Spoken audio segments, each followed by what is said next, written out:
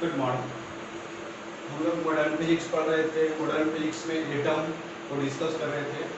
Atom के बारे में हम लोग पढ़े थे। जॉन डाल्टन बोले थे एटम को तोड़ा नहीं जा सकता, लेकिन बाद में पता चला कि एटम को इलेक्ट्रॉन, प्रोटॉन और कैसे न्यूट्रॉन में तोड़ा जाता है ना। इलेक्ट्रॉन का निगेटिव, प्रोटॉन पॉजिटिव, न्यूट्रॉन पर न्यूट्रल चार्ज होता था। ठीक है, तो बात आती है एटम बहुत छोटा पार्टिकल होता था। इसमें इलेक्ट्रॉन, प्रोटॉन, न्यूट्रॉन कैसे रहते हैं, है ना। जो छोटा पार्टिकल में इलेक्ट्रॉन, प्रोटॉन, न्यूट्रॉन कैसे रहते हैं, इसके बारे में पढ़ा गया। स्ट्रक्चर ऑफ एटम, है ना। क्या पढ़े? स्ट्रक्चर ऑफ एटम, है ना।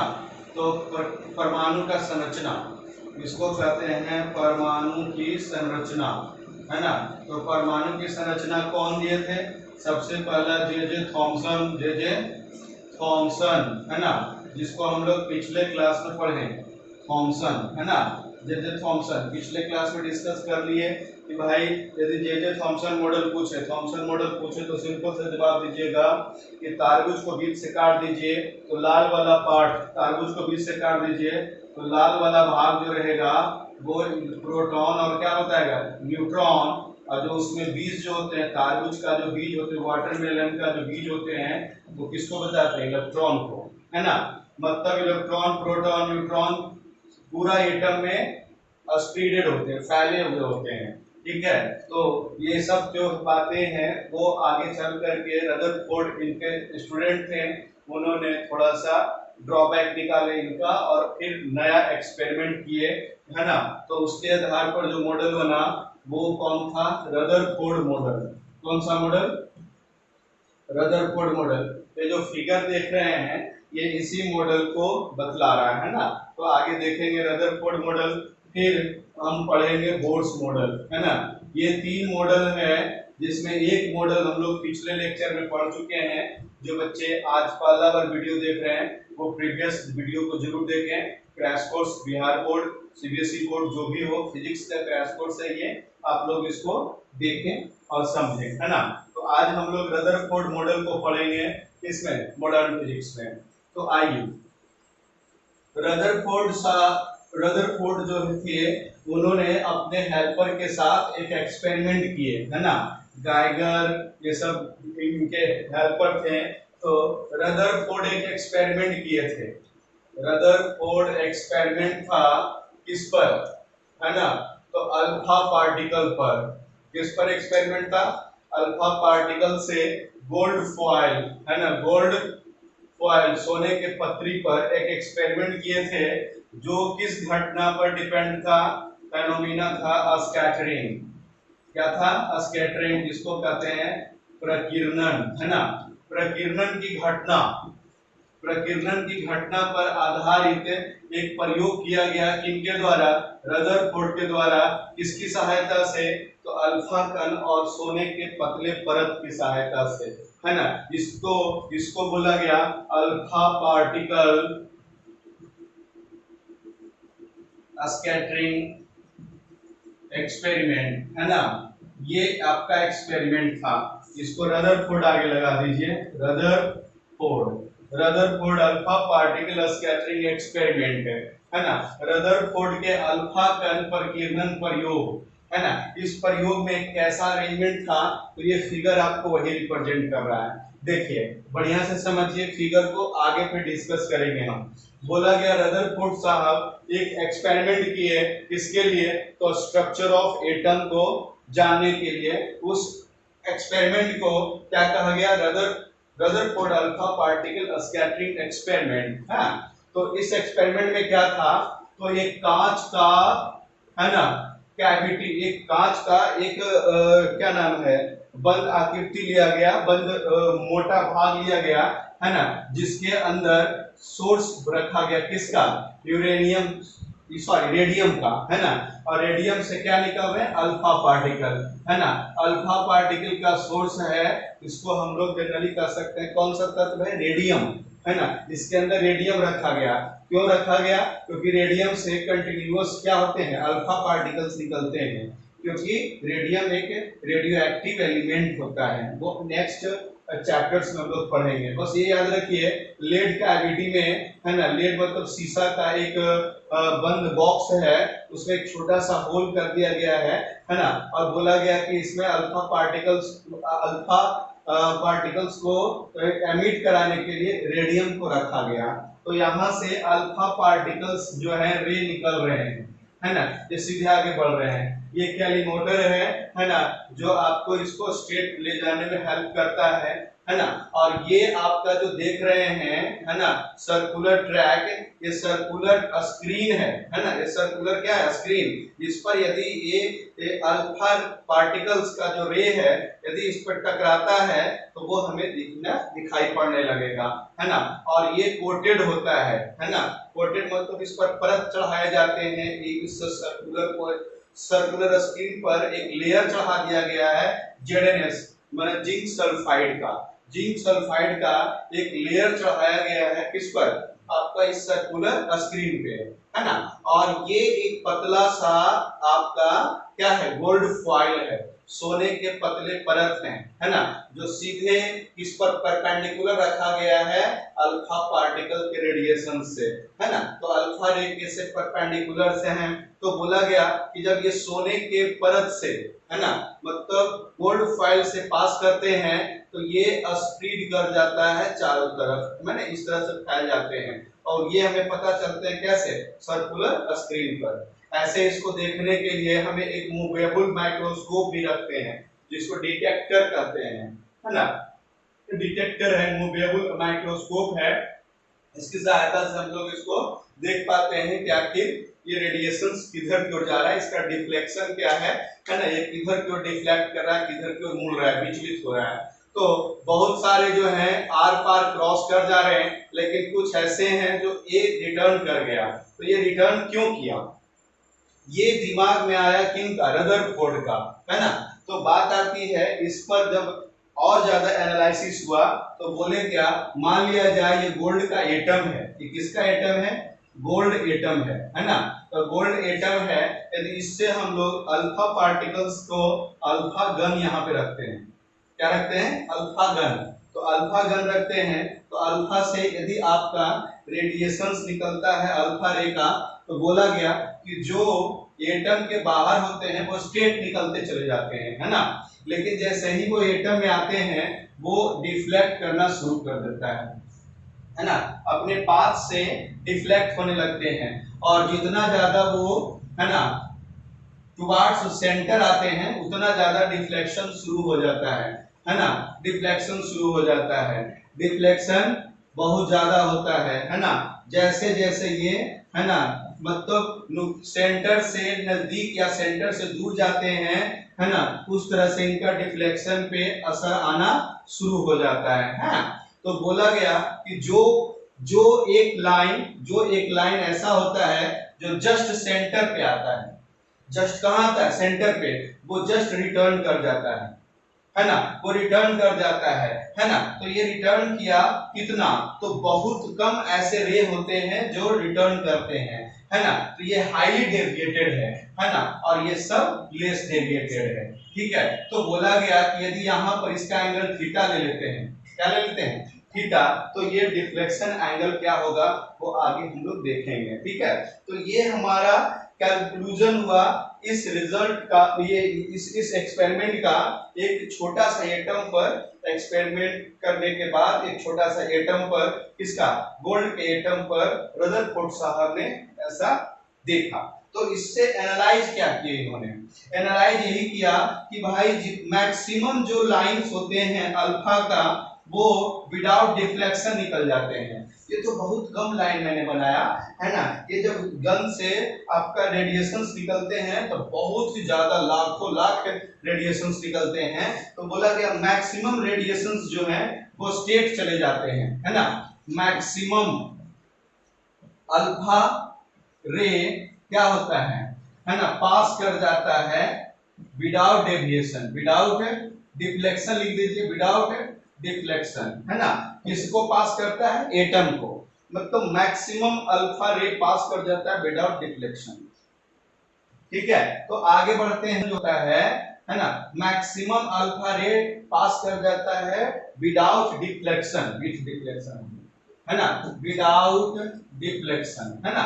दूसरा जो पार्ट आता है, सेकंड पार्ट, उसमें कहता है लेस अल्फा रे, है ना, पास विथ लेस डिफ्लेक्शन, है ना। फिर बोला जाता है ना, very small number of alpha रे, है ना, पास विथ मोर डिफ्लेक्शन, है ना। मतलब बहुत सारे ऐसे अल्फा रे होते हैं जो बिना विचलन के, बिना डिफ्लेक्शन के पास कर जाते हैं किसको, एटम को। कुछ कम ऐसे होते हैं, कुछ ऐसे होते हैं जो हल्का सा डेविएट किया निकल गया, कुछ ऐसे होते हैं जो बहुत कम ऐसे होते हैं जो बहुत ही ज्यादा डिफ्लेक्शन से मूव करते हैं, टर्न हो जाते हैं, है ना। बोला जाता है approx 1 in 1000, approx 1 in 8000 alpha रे, है ना, रिटर्न बैक। मतलब 8000 या उससे ज्यादा में एक आध ऐसे भी अल्फा रेडिएशंस होते हैं जो रिटर्न कर जाता है ना। तो रिटर्न कौन करता है, तो जो सेंटर से पार करता है वो, मतलब सेंटर वाले पार्ट रिटर्न करते हैं, है ना। तो ये इससे इन्होंने क्या एनालाइज किया, तो इससे इन्होंने एनालाइज यही किया कि आपका मैक्सिमम जो है विदाउट डिफ्लेक्शन पार करता है या लेस डिफ्लेक्शन से पार करता है। तो इसका रिजल्ट क्या था, इस एक्सपेरिमेंट का रिजल्ट पहला यही था कि, है ना, मैक्सिमम स्पेस ऑफ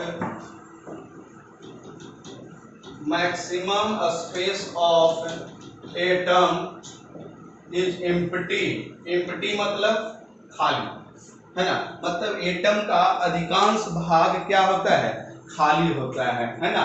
एटम का, परमाणु का अधिकांश भाग क्या होता है, खाली होता है। दूसरा जो पार्ट है, चूंकि ये डिफ्लेक्शन क्यों हो रहा है, तो रिपल्सन के कारण। डिफ्लेक्शन का कारण कौन है, रिपल्सन, है ना।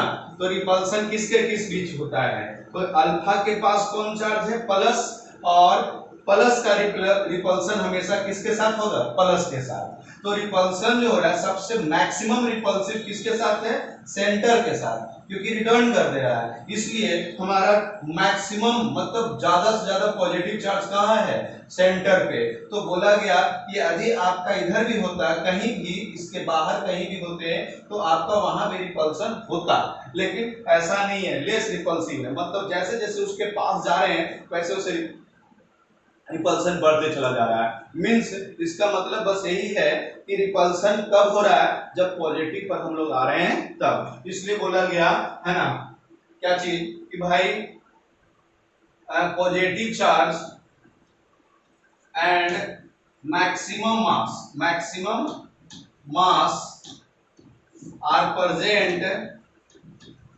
प्रेजेंट किसमें, प्रेजेंट एट द सेंटर, मतलब सेंटर पर प्रेजेंट होते हैं कौन, अधिकांश द्रव्यमान और ऑल पॉजिटिव चार्ज, है ना। यहाँ पे लिख दीजिए ऑल पॉजिटिव चार्ज। जितने भी पॉजिटिव चार्ज होते हैं एटम का और मैक्सिमम मास एटम का होता है, वो कहाँ होते हैं, सेंटर पे, है ना। और मैक्सिमम एटम का जो पार्ट होता है वो एम्प्टी होता है, खाली होता है, हाँ। नेक्स्ट थर्ड में कहता है एटम के लिए कि भाई एटम का जो सेंटर होता है, सेंटर ऑफ एटम कहलाता है क्या, न्यूक्लियस। क्या कहलाता है, न्यूक्लियस। तो कोई बोलेगा न्यूक्लियस के बारे में पहले कौन बताए थे, तो बोलेंगे क्या, रदरफोर्ड, है ना। न्यूक्लियस के बारे में कौन बताए, रदरफोर्ड। न्यूक्लियस में क्या होता है, all positive charge and maximum mass, और मैक्सिमम स्पेस ऑफ एटम क्या होता है, खाली। मतलब एक परमाणु का अधिकांश द्रव्यमान, अधिकांश भाग क्या होता है, खाली होता है। तो रदरफोर्ड न्यूक्लियस के बारे में बताएं, तो रदरफोर्ड न्यूक्लियस के बारे में बताएं तो किस प्रयोग पर, किस एक्सपेरिमेंट पे ऑब्जेक्टिव क्वेश्चन पूछता है ना, तो किस एक्सपेरिमेंट पे, तो अल्फा पार्टिकल पर। अल्फा पार्टिकल का एक्सपेरिमेंट था किस फेनोमेना, फेनोमेना कौन सा था, घटना कौन सा था, तो वो घटना था स्कैटरिंग, मतलब प्रकीर्णन। मतलब न्यूक्लियस का खोज किए, है ना, न्यूक्लियस का खोज किए कौन, रदरफोर्ड, है ना। रदरफोर्ड किस पर डिपेंडेंट था, अल्फा पार्टिकल्स पर, और इसका ये क्या नाम है, घटना कौन सा था, तो स्कैटरिंग था। ठीक है, तो ये आपका रिजल्ट था अल्फा पार्टिकल। हाँ, तो अब पहले जो पढ़ रहे थे अल्फा, सॉरी, रदरफोर्ड का अल्फा पार्टिकल स्कैटरिंग था, मैंने अल्फा कण के प्रकीर्णन प्रयोग रदरफोर्ड का। अब उस प्रयोग के आधार पर, है ना, उस एक्सपेरिमेंट के बेस्ड पे इन्होंने एटॉमिक मॉडल बना दिया, है ना, एटॉमिक परमाणु का एक मॉडल बना दिया। उस मॉडल में बोला गया, परमाणु का मॉडल क्या था कि एटम जो होता है, परमाणु जो होता है गोलीय कण है ना, क्या है, गोलीय कण, है ना, एक गोलीय कण है जिसका त्रिज्या, है ना, रेडियस कितना होता है, 10 के पावर -10। क्लियर, कहने का मतलब यह जो है एक आपका एटम परमाणु जो है गोलीय कण है ना, गोलीय कण, गोलीय कण, है ना, जिसका रेडियस त्रिज्या जो है वो दिया गया जाता है 10 के पावर -10। ये ऑर्डर है ना, इसी ऑर्डर में होगा। मतलब कोई पूछता है एटम का त्रिज्या, है ना, एटम का रेडियस का ऑर्डर क्या होता है, तो 10 टू पावर -10। आगे ऑल पॉजिटिव चार्ज, जितना भी पॉजिटिव चार्ज होता है किसका, एटम का, जिसको प्रोटॉन कहते हैं। पॉजिटिव चार्ज एटम में किसका होता है, प्रोटॉन का। एंड मैक्सिमम मास, अधिकांश द्रव्यमान, मतलब प्रोटॉन का द्रव्यमान और न्यूट्रॉन का द्रव्यमान दोनों प्रेजेंट होते हैं, उपस्थित होते हैं कहां, सेंटर, मतलब केंद्र पर, सेंटर ऑफ एटम, मतलब परमाणु के कहां, केंद्र पे। याद रखिएगा, all positive charge with proton and maximum mass with proton and neutron are present at centre of atom. मतलब जितने भी प्रोटॉन न्यूट्रॉन का मास है वो सारे के सारे कहां होते हैं, सेंटर पे। अब बोला जाता है सेंटर ऑफ एटम, है ना, मतलब परमाणु का जो केंद्र होता है वो न्यूक्लियस कहलाता है। परमाणु का केंद्र क्या कहलाता है, न्यूक्लियस, जिसको नाभिक कहते हैं, है ना, ये क्या कहलाता है, नाभिक, न्यूक्लियस। और न्यूक्लियस जो है वो भी गोलीय होता है। नाभिक कैसा होता है, गोलीय। कोई पूछेगा न्यूक्लियस का शेप कैसा होता है, तो बोलना स्फेरिकल, गोलीय। तो स्फीयर होगा, गोला होगा, तो रेडियस भी होगा, तो इसका रेडियस क्या होता है, 10 टू पावर -15। मतलब रेडियस किसका, एटम का 10 टू पावर -10, न्यूक्लियस का रेडियस, है ना, रेडियस किसका, न्यूक्लियस का 10 टू पावर -15। तो ध्यान देखना, एटम का त्रिज्या, परमाणु का त्रिज्या 10 के पावर -10 और नाभिक का त्रिज्या 10 के पावर -15, है ना। तो ये मीटर होता है।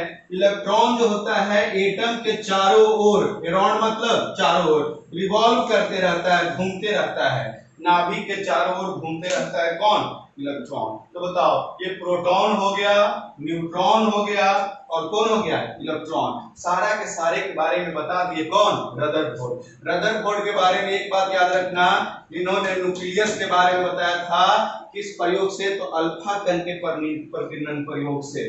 अब बात आती है, थोड़ा सा आगे बढ़ते हैं, ड्रॉबैक मतलब अवगुण, है ना। ड्रॉबैक मतलब इनका जो डिमेरिट था वो क्या था, failed to explain stability of atom.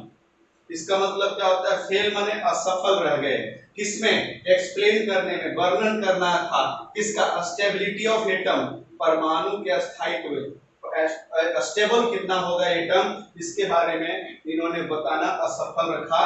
कैसे, तो इस लॉजिक से, है ना। इसमें बोला गया कि revolve around atom, sorry, revolve around nucleus, कौन, इलेक्ट्रॉन। तो मान लो यहाँ पर आपका न्यूक्लियस है, सेंटर, है ना, ये आपका एटम है, तो बोला गया ये इलेक्ट्रॉन इसके चारों ओर घूमता है, चारों ओर घूमेगा, तो बोला जाता है electromagnetic induction, electromagnetic induction, electromagnetic radiation, electromagnetic radiation के अकॉर्डिंग टू ये एनर्जी को रिलीज करता है, एनर्जी को क्या करता है, रिलीज करता है। तो ये रिलीज करते करते करते करते करते करते एक समय ऐसा आएगा जब ये कहां चला जाएगा, न्यूक्लियस में। कौन, इलेक्ट्रॉन। तो इलेक्ट्रॉन कभी न्यूक्लियस में होगा, नहीं होगा। ये न्यूक्लियस में हमेशा कौन होंगे, प्रोटॉन और न्यूट्रॉन, है ना। तो ये स्टेबिलिटी को खत्म कर देता है। तो वही बोला गया fail to explain stability of atom, मतलब परमाणु के स्थायित्व का वर्णन करने में क्या हो गए, असफल।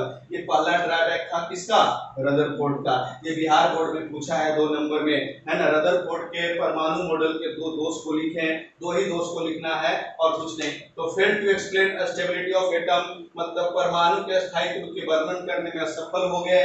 दूसरी बात था fail to explain complex spectrum emitted by atom, मतलब परमाणु के द्वारा जो निष्कासित किए गए, है ना, कॉम्प्लेक्स माने जटिल स्पेक्ट्रम, वर्णपट, है ना, वो सीरीज वगैरह जो बनता था लाइन स्पेक्ट्रम, उसको एक्सप्लेन करने में ये क्या हो गए, असफल। तो ये आपका रदरफोर्ड मॉडल था, है ना।